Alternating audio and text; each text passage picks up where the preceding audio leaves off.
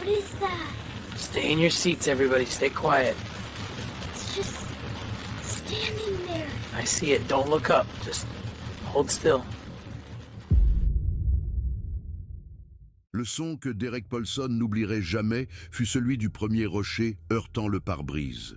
C'était une explosion qui ne ressemblait à rien de ce qu'il avait jamais entendu, un son qui défiait toute son expérience accumulée des bruits de ce monde. Ce n'était ni le froissement métallique d'un accident de voiture, ni le craquement organique d'un arbre qui tombe. C'était le son élémentaire et brutal de la pierre rencontrant le verre à une vitesse terminale.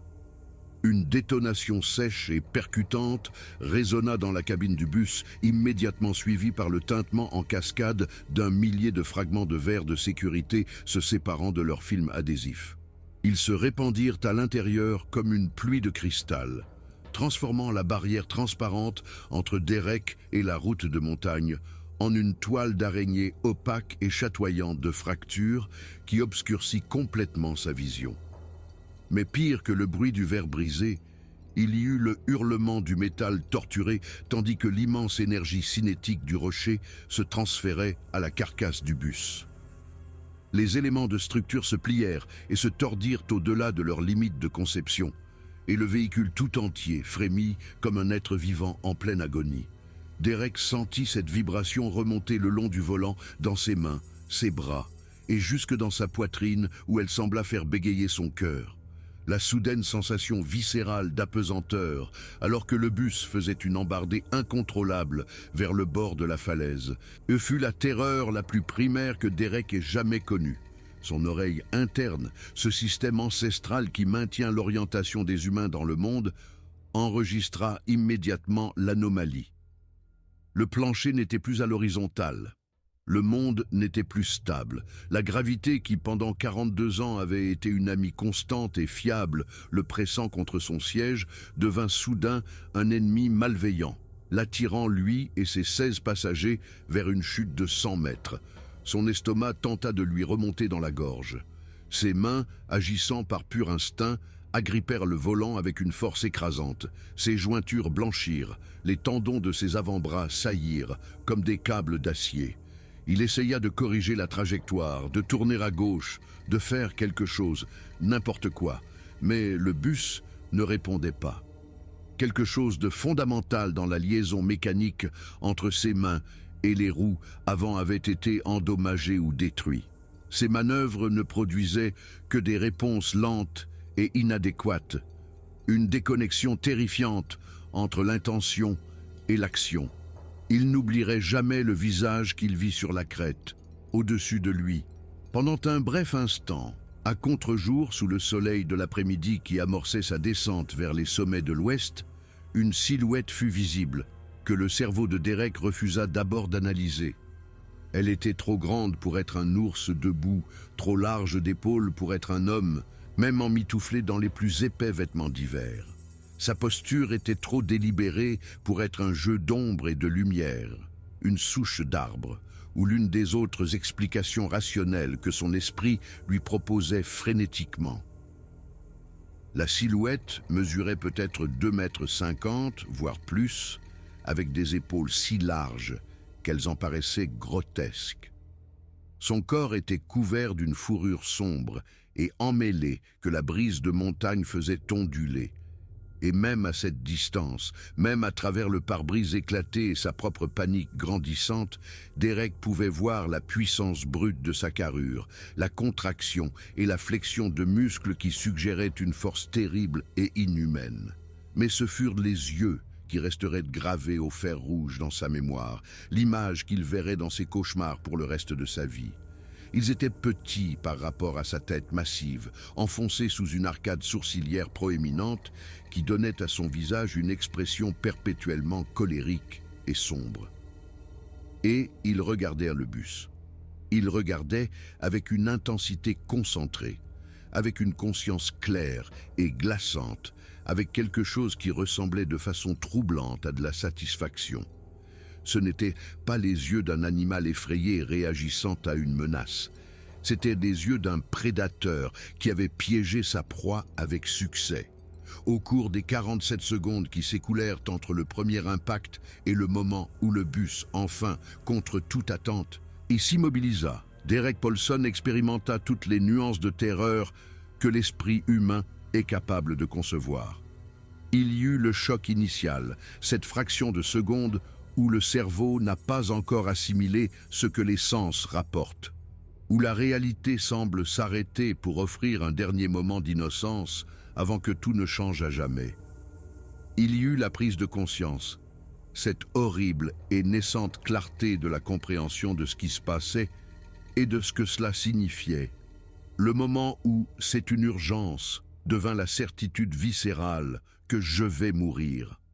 Il y eut la tentative désespérée et frénétique de réparer l'irréparable, la montée d'adrénaline qui fit paraître le temps plus lent, tandis que ses sens devenaient extraordinairement aiguisés, la croyance primaire que s'il essayait juste assez fort, était assez habile, assez puissant, il pourrait d'une manière ou d'une autre inverser les lois de la physique qui les entraînaient vers le vide. Il y eut l'acceptation froide et définitive quand il réalisa que ses efforts étaient vains, que le bus allait tomber de la falaise, que tout le monde à bord était sur le point de plonger vers les rochers et l'eau en contrebas, et qu'il ne pouvait absolument rien faire pour l'empêcher. Et enfin, de façon improbable, il y eut la faible lueur d'espoir vacillante qui s'alluma lorsque le bus s'arrêta. Quand les roues arrière s'accrochèrent à quelque chose et tinrent bon, quand la mort recula juste assez pour que la survie semble à nouveau possible, la créature qui avait lancé ces rochers ne se cachait plus. Derek le comprit avec une certitude absolue et instinctive, bien qu'il n'aurait pu expliquer comment il le savait. Il y a des instincts enfouis au plus profond du cerveau humain, vestiges d'une époque où nos ancêtres étaient des proies, où ils devaient interpréter les intentions des prédateurs à travers de subtils indices, de postures et de mouvements. Ces instincts hurlaient maintenant à Derek, l'inondant de la certitude que cette attaque était délibérée, intentionnelle et personnelle. La créature avait choisi de se révéler. Elle avait choisi d'attaquer ce véhicule particulier, à ce moment précis, à cet endroit précis. Elle chassait, et la chasse n'était pas une question de nourriture, de territoire ou de légitime défense. La chasse était une question de domination, d'élimination, et l'envoi d'un message écrit avec la violence et la terreur. Quand le bus finit par s'immobiliser, ses roues avant suspendues au-dessus d'une chute de 100 mètres dans le Snake River Canyon, dans un équilibre impossible qui ne pouvait durer, Derek réalisa avec une froide certitude que la chute des rochers n'était pas la fin de leur cauchemar. Ce n'était que le début. La créature était toujours là, sur la crête au-dessus d'eux, observant toujours, maîtrisant toujours la situation. Elle avait l'avantage du terrain, l'effet de surprise, une force physique écrasante et la connaissance des lieux. Les humains étaient piégés dans une boîte de métal à peine agrippés à la terre, blessés, terrifiés et impuissants. La chasse n'était pas terminée. La créature décidait simplement comment elle voulait achever ce qu'elle avait commencé. Ce qui s'est passé sur cette portion de route de montagne isolée dans l'est de l'Idaho entrait chaque survivant pour le reste de sa vie, mais personne ne les croirait jamais.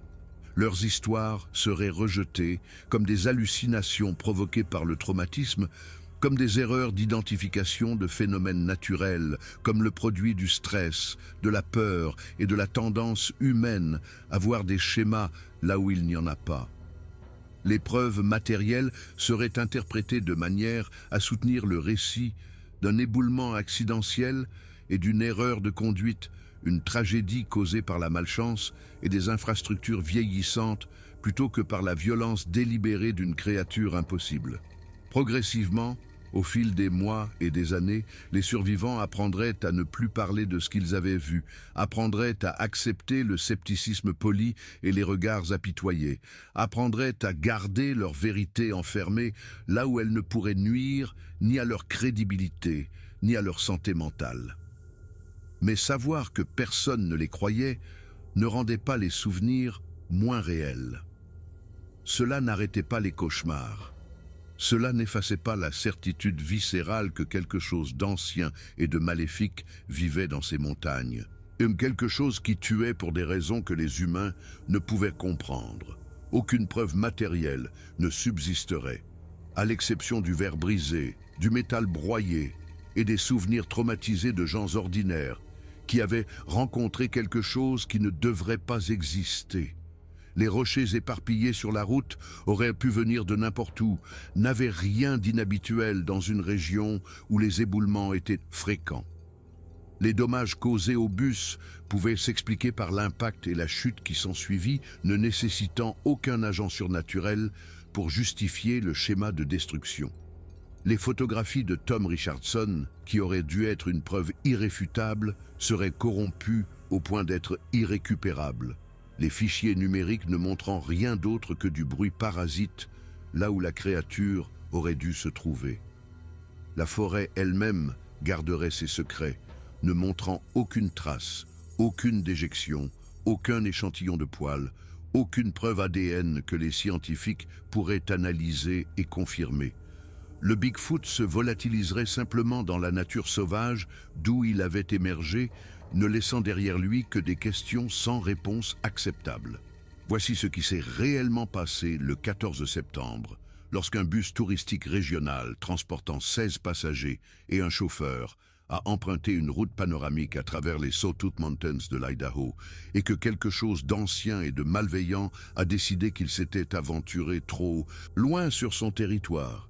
C'est l'histoire qui aurait dû faire la une des journaux, qui aurait dû déclencher des expéditions scientifiques et des enquêtes gouvernementales, une réévaluation fondamentale des espèces qui pourraient partager ce continent avec l'humanité. Mais ce n'est pas cette histoire-là. Ce n'est qu'un souvenir porté par 17 personnes qui ne se remettront jamais complètement de ce qu'elles ont vécu, qui ne pourront jamais faire comprendre à personne d'autre la profondeur de la terreur qu'elles ont ressentie, qui passeront le reste de leur vie à regarder par-dessus leur épaule en se demandant si quelque chose les observe depuis l'ombre. C'est la vérité que personne ne veut entendre. C'est ce qui s'est passé quand Derek Paulson a conduit son bus au mauvais endroit, au mauvais moment, et qu'un monstre a décidé de tous les tuer. Derek Paulson conduisait des bus touristiques dans les régions montagneuses de l'Idaho, du Montana et du Wyoming depuis 11 ans. À 42 ans, il avait parcouru plus de 600 000 kilomètres sur des routes périlleuses, naviguant à travers des blizzards, des orages et des vents assez forts pour pousser un véhicule de côté. Il avait fait face à des éboulements, des crues et des routes qui semblaient s'effriter sous ses pneus. Il était fier de son dossier de sécurité impeccable, une source de fierté professionnelle qu'il gardait jalousement. Avant cela, il avait travaillé dans le bâtiment, sa carrure d'1,88 m et ses mains calleuses, témoignant d'une vie de labeur physique. C'était un homme pragmatique, le genre de personne que l'on veut aux commandes en cas d'urgence, son visage buriné et ses yeux marron foncé et stables, inspirant une confiance tranquille à ses passagers. Les montagnes étaient son bureau, mais aussi son sanctuaire. Il aimait l'odeur de la résine de pin, la vue de la lumière du soleil filtrant à travers les arbres, et la sensation de l'air pur et raréfié dans ses poumons. Il croyait que la nature sauvage avait des vertus curatives, et il considérait comme un privilège de guider les gens à travers ces paysages transformateurs. La tournée qu'il effectuait était une expérience nature sauvage du Far West de 7 jours. Les 16 passagers formaient un groupe typique. À l'avant étaient assis Harold et Evelyn Mitchell, un couple de septuagénaires de Floride, se tenant la main avec l'aisance inconsciente de 50 ans de mariage. Harold, avec ses lunettes épaisses et sa curiosité insatiable, posait des questions sans fin sur la géologie et la faune, tandis qu'Evelyn tricotait une couverture pour leur premier arrière-petit-enfant, son sourire aimable et ses douces interrogations faisant d'elle le cœur émotionnel du groupe. Derrière eux se trouvaient Patricia et Susan Reeves, 2 sœurs de l'Ohio, célébrant le récent divorce de Patricia. Patricia, à l'esprit vif et sarcastique pour masquer sa peine, découvrait encore sa liberté, tandis que Susan, une infirmière de carrière qui ne s'était jamais mariée, abordait le monde avec un rire fort et contagieux. Il y avait aussi un jeune couple en lune de miel, James et Emily Thornton. À 26 ans, ils étaient si profondément amoureux que c'en était presque douloureux à regarder pour les autres. James, professeur de sciences au collège, et Emily, une aquarelliste qui dessinait constamment, traitaient chaque instant comme une aventure précieuse. À l'arrière, 3 étudiants de Seattle, Tyler, le meneur avec son appareil photo coûteux, Chloé avec ses cheveux violets délavés et le discret Brandon, considéraient principalement la nature comme une toile de fond pour leurs réseaux sociaux, leur indifférence initiale cédant lentement la place à un respect réticent pour le paysage à mesure que le réseau cellulaire disparaissait. Jennifer Carson, mère célibataire de 2 enfants, était là pour tenir une promesse faite à son défunt mari qui avait toujours voulu que ses enfants voient les montagnes. Elle veillait sur Sophie, 10 ans, une artiste silencieuse qui communiquait à travers son carnet de croquis, et sur Dylan, 12 ans, dont l'énergie débordante et la fascination pour les animaux dangereux tenaient Derek en alerte. Un homme d'affaires nommé Robert Chen passait la plupart du voyage sur son ordinateur portable. Un homme physiquement présent mais mentalement absent, piégé dans un monde d'emails et d'appels téléphoniques. 2 enseignantes à la retraite de l'Oregon, les sœurs Margaret et Alice Wu, tricotaient dans un silence complice, leur sérénité calme étant une présence apaisante dans le bus. Et enfin, il y avait Tom Richardson, un photographe animalier professionnel d'une petite 50aine d'années. Mince et buriné, avec des yeux bleus intenses, il transportait des milliers de dollars de matériel photo et possédait une capacité quasi surnaturelle à repérer les animaux que les autres manquaient, son expertise discrète lui valant le profond respect de Derek. C'étaient les 16 vies confiées aux soins de Derek. La matinée du 14 septembre commença avec la perfection cristalline d'une aube en haute altitude près de Stanley, en Idaho. Après son inspection de routine avant le départ, trouvant le bus en parfait état de marche, Derek accueillit ses passagers à bord. L'ambiance était légère, une camaraderie détendue née d'une semaine d'expériences partagées. La voix de Derek, claire et professionnelle, résonna dans l'interphone, décrivant l'itinéraire panoramique du jour le long de la Forest Road 172, une route moins fréquentée connue pour ses vues spectaculaires et sa faune. « Passons une excellente dernière journée », conclut-il, en engageant le bus sur la route. Pendant les premières heures, le trajet fut idyllique. La route grimpait, se rétrécissant à mesure qu'elle s'enfonçait dans les montagnes, l'asphalte cédant la place à du gravier compacté. Le monde extérieur était un panorama époustouflant de pics de granit et de denses forêts de pins. Puis, vers 11h30, Derek remarqua un silence troublant. Le chœur habituel de la forêt, les oiseaux, le bruissement des petits animaux, avaient cessé. Il n'y avait plus que le grondement du moteur et le crissement des pneus sur le gravier. Un léger malaise s'installa en lui. Puis l'odeur le frappa. Elle entra par sa fenêtre ouverte comme une agression physique. Une puanteur nauséabonde de pourriture concentrée, d'ammoniac piquant et d'autre chose, quelque chose de sauvage et de viscéralement anormal. Il remonta rapidement sa fenêtre, mais l'odeur avait déjà envahi le bus, faisant suffoquer les passagers qui se couvrirent le visage. « Désolé pour ça, tout le monde », dit Derek, la voix tendue. « Ça doit être un animal mort. » Il accéléra, essayant de distancer l'odeur, quand un nouveau son lui glaça le sang. De la crête à leur gauche vint un rugissement guttural et profond, un son qui n'était ni celui d'un ours, ni d'un cougar, ni d'un loup, une vocalise si forte et agressive qu'elle fit vibrer le bus lui-même. Avant que quiconque puisse vraiment réaliser, le premier rocher tomba de la crête, s'écrasant sur la route à 5 mètres devant eux. Derek freina brusquement, mais il était trop tard. Un autre rocher, plus gros que le premier, heurta le coin avant-gauche du bus avec la force d'une bombe. Le monde se dissolut dans le son du pare-brise qui explosait et du métal qui hurlait. Derek sentit un coup violent à la tête alors que le bus, sa direction hors d'usage, virait violemment vers le bord de la falaise. D'autres rochers s'abattirent, un bombardement délibéré et ciblé. À travers le verre brisé, il le vit, la silhouette massive et sombre sur la crête qui visait, qui lançait. Le bus défonça la frêle glissière de sécurité en bois. L'avant du véhicule bascula dans le vide. Derek sentit le plancher s'incliner, sentit la gravité prendre le dessus, et dans un moment de clarté absolue, il sut qu'ils allaient mourir. Puis, miraculeusement, le bus s'arrêta. Les roues arrière s'étaient accrochées à un relief de la route, les laissant en équilibre précaire, la moitié avant du véhicule suspendu au-dessus d'une chute de 100 mètres. La panique éclata à l'intérieur. Le bus craquait et gémissait, bougeant à chaque sanglot terrifié. « Que personne ne bouge !» cria Derek, sa voix faible. Par les fenêtres brisées, l'odeur horrible revint, plus forte que jamais. Et avec elle, un nouveau son, des pas lourds sur le gravier, descendant de la crête. Derek tourna la tête et le vit clairement pour la première fois. Debout à 6 mètres de là se trouvait la créature.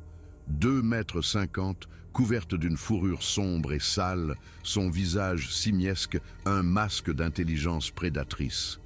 Alors qu'il regardait, figé d'horreur, elle souleva sans effort un rocher de 50 kilos. « Tous à l'arrière !» hurla Derek, sa voix brisant enfin la terreur. « Oh, sortie de secours, sortez !» La bousculade désespérée commença. Les passagers grimpaient par-dessus les sièges, se poussant vers l'arrière. Tyler ouvrit d'un coup de pied la porte de secours arrière. Le mouvement fit tanguer le bus qui s'inclina de quelques centimètres de plus vers le vide. La créature lança le rocher. Il percuta le flanc du bus, enfonçant la paroi métallique et projetant les gens au sol, l'impact les poussant plus près du point de basculement. James Thornton força l'ouverture d'une trappe de toit et les gens commencèrent à s'entraider pour monter sur le toit. Le bus gémissait, glissait. Derek poussa les derniers passagers vers les sorties. Tom Richardson était toujours à une fenêtre, son appareil photo levé, son instinct professionnel prenant le pas sur sa peur. Derek l'attrapa, le traînant vers l'arrière, alors qu'un autre rocher pulvérisait le siège du conducteur. Le bus amorça sa dernière et écœurante inclinaison vers l'avant. Il tombait. Derek se propulsa sur un dossier de siège, attrapant le cadre de la trappe de toit. Des mains fortes le tirèrent, lui et Tom sur le toit, juste au moment où le bus se mettait à la verticale. « Sautez !» cria Derek se lançant vers la route. Il heurta durement le gravier, roulant sur lui-même, le monde tourbillonnant. Derrière lui, le bus émit un dernier grincement strident, puis plongea dans le canyon, son impact un fracas assourdissant qui se répercuta sur les parois rocheuses. Derek gisait sur la route ensanglanté et brisé et força sa tête à se relever. La créature était là, debout sur la crête au-dessus, sa silhouette se découpant sur le ciel. Elle les observa un long moment, sa posture transmettant un message glaçant de mépris et d'avertissement. Puis elle se tourna et se fondit dans la forêt, ne laissant derrière elle que la dévastation, et un silence empli des sanglots terrifiés des survivants. La dernière pensée consciente de Derek, avant que l'obscurité ne l'emporte, fut le son de la voix du jeune Dylan Carson, petite et tremblante. C'était quoi ce truc ? Derek se réveilla dans un hôpital 3 jours plus tard. Il apprit comment les survivants s'étaient blottis les uns contre les autres sur cette route isolée pendant 2 nuits, menée par Harold Mitchell, le retraité discret qui s'avéra être un ancien marine. Ils avaient été terrorisés par la créature qui tournait autour de leur campement de fortune dans l'obscurité, ses appels gutturaux et ses pas lourds, une présence constante et menaçante. Ils furent finalement secourus par l'équipage d'un hélicoptère qui repéra l'épave. L'enquête officielle conclut qu'un éboulement naturel avait causé l'accident et que Derek avait perdu le contrôle. Le témoignage unanime des survivants parlant d'une créature lançant des rochers fut rejeté comme un cas d'hystérie collective, une hallucination partagée provoquée par le traumatisme. Les photographies de Tom Richardson, qui auraient dû être leur preuve, furent inexplicablement corrompus. Chaque fichier contenant une image de la créature n'était plus que du bruit numérique parasite. Derek fut licencié. Les survivants se dispersèrent, chacun portant ses propres cicatrices psychologiques profondes. Derek déménagea à Phoenix, aussi loin des montagnes qu'il le pouvait, mais il ne put échapper au cauchemar. Il connaissait la vérité. Il avait vu le visage de la créature, avait regardé dans ses yeux intelligents et malveillants. Il savait que quelque chose d'ancien et de terrible vivait dans ces montagnes. Quelque chose qui les haïssait pour une raison qu'il ne pourrait jamais comprendre. Et il savait, avec une certitude qui le glaçait jusqu'à la moelle, que personne ne le croirait jamais. Il porterait cette vérité et cette terreur pour le reste de sa vie.